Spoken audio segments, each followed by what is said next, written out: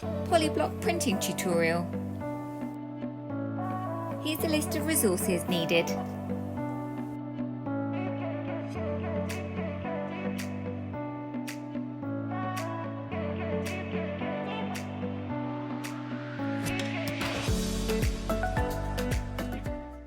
I'm going to show you how to create a poly print. So for this method of printing, you're going to need a piece of polystyrene. This is a Polyblock that I have purchased from an art shop. Any art suppliers will have poly printing equipment. If you don't have access to that, you can use a polystyrene pizza base, or you could use any other polystyrene packaging which is flat and has a flat surface. You're also going to need a blunt pencil. It doesn't matter what the grade is, but it does need to be blunt. And you're also going to need a point of reference. So for this task today, I'm going to use my eye study. So perhaps go through what you've already created and select something that you can work from. Okay, so to get started, anywhere you apply pressure to the polystyrene will be a negative area. So when you create a print from this polystyrene, those negative areas will be the same colour as your paper. So you need to consider that before you get started. And then all I'm going to do is make sure I'm using my entire piece of polystyrene. I'm planning that space well, and I'm going to just start drawing. Pressing hard and also making sure that I'm leaning my pencil.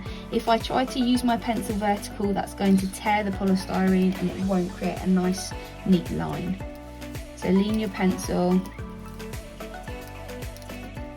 It doesn't need to go all the way through. If you do have an accident and the pencil goes all the way through the polystyrene, creates a small hole, it doesn't matter, it will still work. But you want to avoid making too many holes because it's going to make your polystyrene quite fragile. So just try to do this nice and carefully.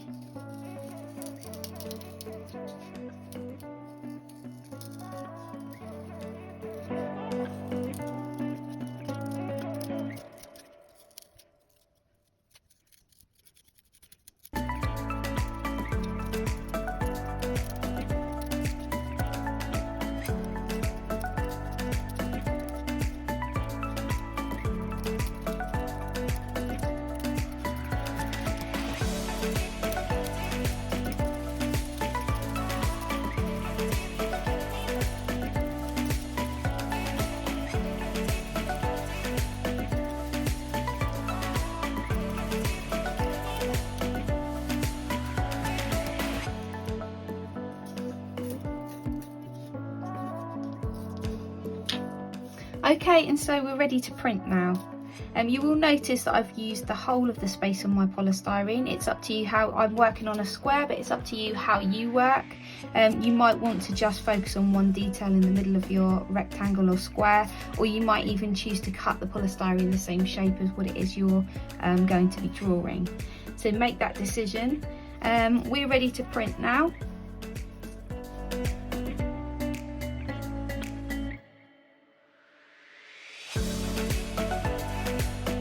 Okay, to create a print from your Polyblock, you're going to need a brayer, otherwise known as a roller. You're going to need a palette, and that could be any flat plastic surface. If you don't have a palette, you can use a Tupperware lid or a flat plate, anything like that will work. And then ideally for printing, you need to be using block lino printing ink. If you don't have access to this, you can go ahead and have a go using acrylic paint and just see if that works just as well. In this instance, I'm going to use block printing ink.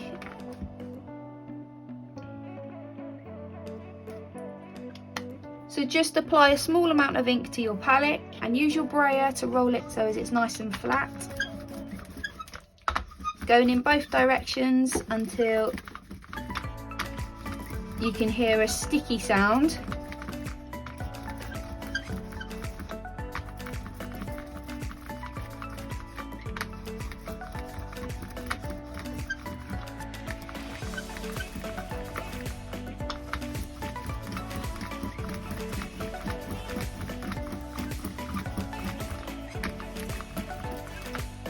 And then carefully apply the ink to to your Polyblock.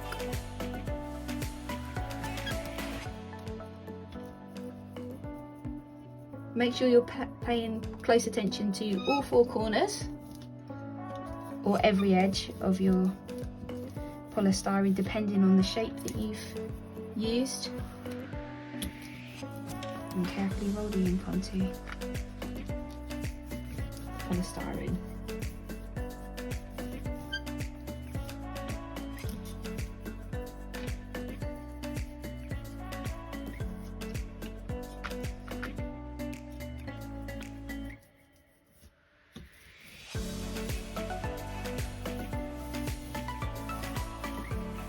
Okay, when you're happy with the coverage of your polystyrene, push your palette to one side, and then you're going to need a piece of cartridge paper.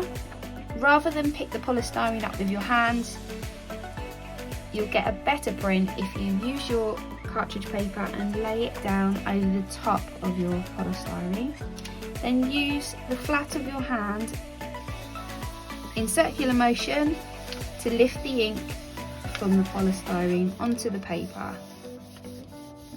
If you have a second brayer, you could use a brayer for this part, but this works just as well. Okay, when you're ready, you can peel away your cartridge paper to reveal your Polyblock print. From this stage, looking at your Polyblock print, it's a good time to review what you've done and work out whether or not you need to apply more ink, whether you need to apply less ink, and you can also work back into your Polyblock and add more detail if you don't feel like you've added enough.